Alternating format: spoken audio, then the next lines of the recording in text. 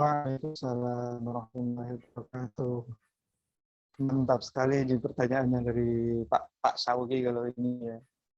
Oke, terkait dengan sertifikasi atau kelembagaan, apakah ada lembaga yang akhirnya mengeluarkan lisensi bahwa kita berhak untuk menyandang status sebagai seorang konsultan?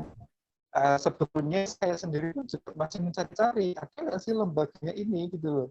Sebab sepengetahuan saya, seperti yang tadi disampaikan Pak Sawi ya, apalagi kalau Pak Sawi secara jenjang pendidikan lebih tinggi, menurut saya juga ini sesuatu yang menarik nih, karena Pak Sawi ini secara keilmuan dan secara pengalaman mungkin sudah pun, tapi secara legal style-nya masih ragu dan penasaran ini kira-kira gimana ya untuk menjadi seorang konsultan.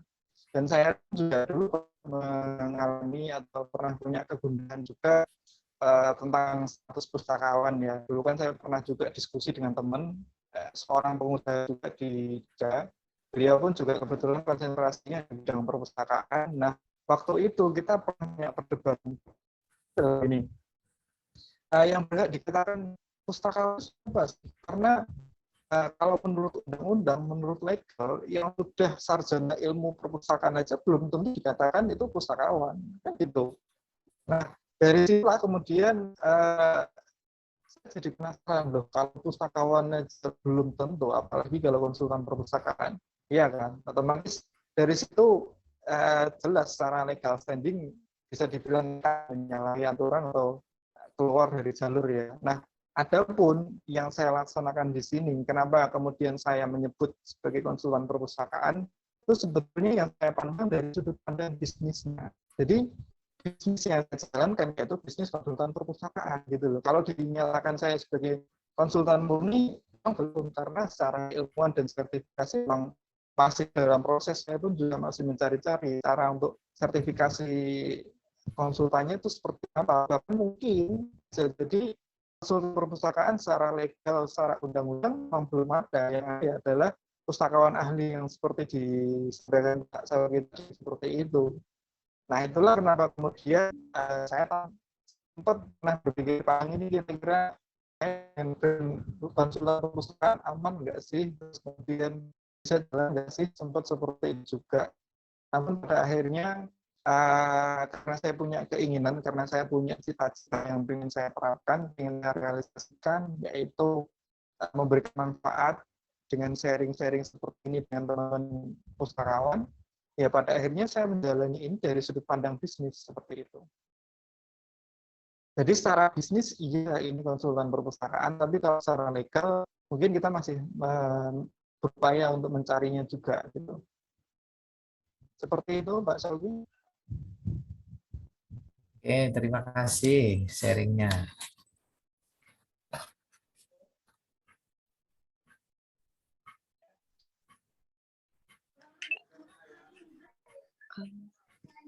Baik, dari Pak Ahmad Syauqi masih ada yang ingin ditanyakan lagi atau ada yang ingin ditanggapi kembali dari penjelasan dari Mas Umam? Jadi secara umum ya memang kalau saya tanggapi tadi bahwa memang ketika kita untuk menjadi tenaga ahli itu kan jelas bahwa dia harus mengikuti yang namanya sertifikasi pustakawan. Misalnya kayak saya tadi, saya walaupun sudah pustakawan, sudah berpendidikan misalkan sampai doktor, itu tidak dikatakan tenaga ahli kalau tidak memiliki yang namanya sertifikasi pustakawan. Nah, ketika untuk menjadi tadi yang menarik dengan Pak Umam tadi adalah terkait dengan apa namanya legalitas menjadi seorang konsultan. Nah, itu yang saya kira memang itu menjadi apa namanya harapan kita semuanya bahwa ketika kita memang konsultan, saya ini lisensi saya, misalnya ini legalitas saya kira itu yang mungkin bisa menjadi nilai jual ya, nilai jual kita bahwa ketika kita memang konsultan, saya kira ini menjadi menarik ya bahwa kalau konsultan yang lainnya saya kira mungkin mereka, saya belum bertanya secara detail sih ketika yang orang-orang misalnya konsultan apa misalnya, itu mungkin saya kira mereka punya lembaga yang memang menerbitkan ya. Di perpustakaan memang perpustakaan nasional kan sebatas hanya saat ini hanya LSP namanya, lembaga sertifikasi pustakawan, yang itu menjadikan eh, syarat bahwa seseorang itu memang dia kompeten, ahli di bidang yang dia kuasai. Nah, konsultan inilah yang saya kira nanti bisa kita jadikan juga bahan bahwa ketika menjadi konsultan perpustakaan, lembaga mana sih yang bisa menjadikan kita orang-orang yang memang legal di bidang seperti itu. Nah, tapi secara umum kita walaupun tidak terlalu memikirkan hal seperti itulah, tapi yang penting tadi kata Pak Umum, yang penting adalah kita bisa memberikan yang terbaik ya, bagi masyarakat yang memang memerlukan masukan-masukan dan ilmu yang bisa kita berikan seperti itu. Terima kasih Pak Umum dan juga moderator. Terima kasih kembali Pak Sawi. Sama-sama. Terima kasih kembali lagi Pak Ahmad Sauki. Mungkin dari teman-teman yang lain masih ada yang ingin ditanyakan? Masih ada yang ingin ditanyakan lagi terkait sharing kita pada malam hari ini?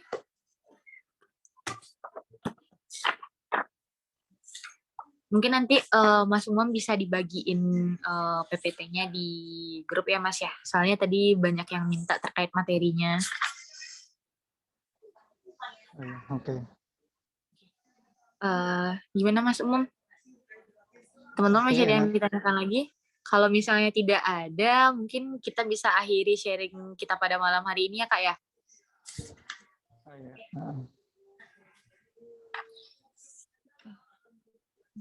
Baiklah teman-teman, jika tidak ada yang ditanyakan lagi, mungkin kita akan akhiri sharing kita pada malam hari ini dengan apa yang sebelumnya terima kasih kepada Mas Umam telah memberikan materi yang sangat luar biasa pada malam hari ini. Kita bisa bertukar pendapat terkait dengan merintis karir sebagai konsultan perpustakaan tentunya. Nah, kunci menjadi merintis karir sebagai konsultan perpustakaan itu tentunya mulai dari diri kita sendiri. Kita mulai dari kita sendiri menggali potensi yang ada pada diri kita sendiri. Nah, setelah itu mungkin bisa kita kembangkan ke depannya gitu. Nah, baiklah, terima kasih Kak Umam, dan terima kasih juga saya ucapkan kepada teman-teman yang sudah berpartisipasi pada malam hari ini. Semoga ilmu yang disampaikan oleh Mas Umam bisa kita aplikasikan dalam kehidupan kita sehari-hari. Baiklah, saya sebagai moderator Tiffany Irfan, apabila ada kata-kata yang salah mohon dimaafkan. Wabillahi taufiq wal hidayah. Assalamualaikum warahmatullahi wabarakatuh. Oh iya, sebelumnya Kak, kita ada sesi foto bersama dulu nggak Kak, sebagai dokumentasi?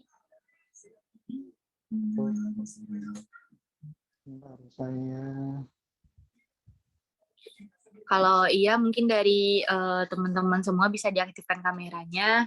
Kita dokumentasi bersama dulu. Oke. Mas Umam apa Mas Kris ini yang ngambil dokumentasinya? Soalnya Fani pakai handphone.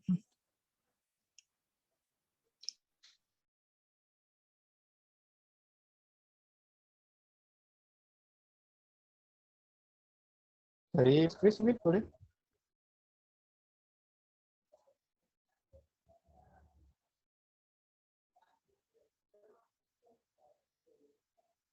Oke ya, dari saya Mas Chris belum respon. Baik yuk, kameranya dibuka, kita sesi foto bersama ya. Siap, 1, 2, 3. Bagian yang lain yuk, bagian yang kedua.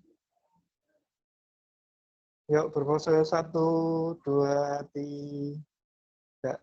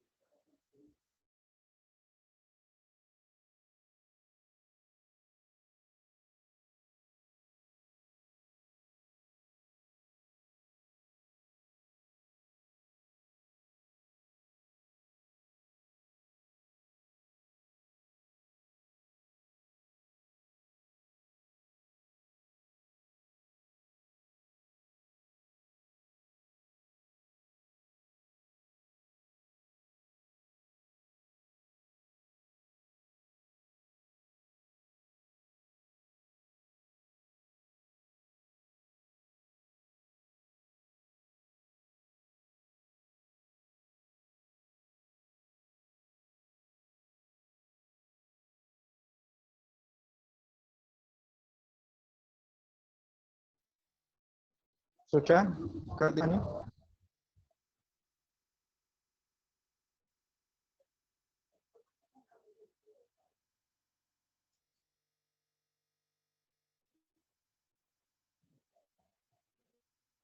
Sepertinya Kak Tiffany terlempar di room Kak, dari room kendala jaringan. Oh iya. Oke ya, karena tadi juga sudah ditutup oleh Kak Tiffany, mungkin dari saya cukup closing statement aja ya. Terima kasih untuk teman-teman peserta yang sudah hadir pada malam hari ini. Dan mungkin jika teman-teman ingin melanjutkan beristirahat ataupun ingin melanjutkan aktivitas yang lain, bisa dilanjutkan acaranya dan keluar Zoom terlebih dahulu. Baik, terima kasih. Terima kasih Mas Umam atas penyampaian materinya. Salam